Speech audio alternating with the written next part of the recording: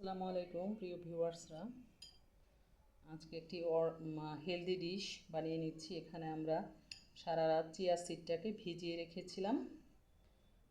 Chia সিডটা এরকম হবে ভিজিয়ে রাখলে, এবং এটার সাথে আমরা নিয়েছি ওটস। অর্গানিক স্টিল কাট ওটস হলে সবচেয়ে ভালো। এটা কিছুক্ষণ সেদ্ধ করে নিতে হবে। যেহেতু অর্গানিক ওটসটা দিইনি, আমরা কুইকার ওটসটা ইউজ করছি। এখানে আছে কিছু টুকরো করা কলা স্লাইস। এখন আমরা এটার মধ্যে দিয়ে দিচ্ছি সিম্পলি টিয়ার্স অর্গানিক হোয়ে প্রোটিন। এটা ব্যায়ামের পরে খুব ভালো, শরীরে এনার্জি বুস্ট করে। সকালে এক্সারসাইজের পরে আমরা এই নাস্তাটা খেতে পারি। এখানে প্রায় 3 জন খুব ভালোভাবে খেতে পারবে।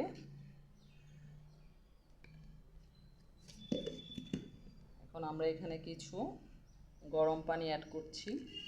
গরম পানি অ্যাড করে এটাকে 5 মিনিটের মতো রেখে দিব, এবং খাবার কিছুক্ষণ আগে আমরা এই কলার টুকরোগুলো মিশিয়ে নেব। কেউ যদি কলা পছন্দ না করেন অন্য যে কোনো ফ্রুটস দিয়ে এটা করতে পারেন, অথবা যদি যাদের ফ্যাটি লিভার আছে তারা চাইলে কলাটাকে স্কিপ করতে পারেন। এখানে আমরা আসলে হেলদি লাইফস্টাইল লিড করছি, এই জন্য আমরা এই পদ্ধতিতে, কেউ চাইলে অর্গানিক কোকোনাট সুগারও ইউজ করতে পারেন। আর যদি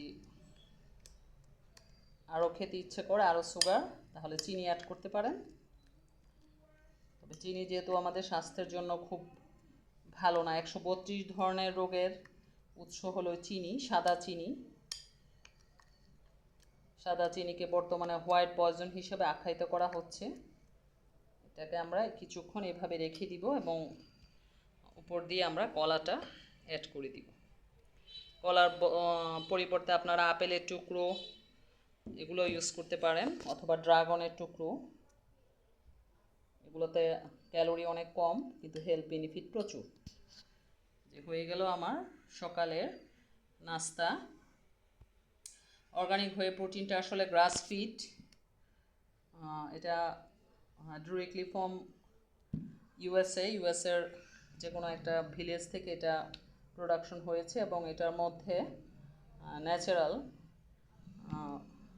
সব উপাদান, কোনো আর্টিফিশিয়াল কোনো কেমিক্যাল কিছু নেই। USD certified.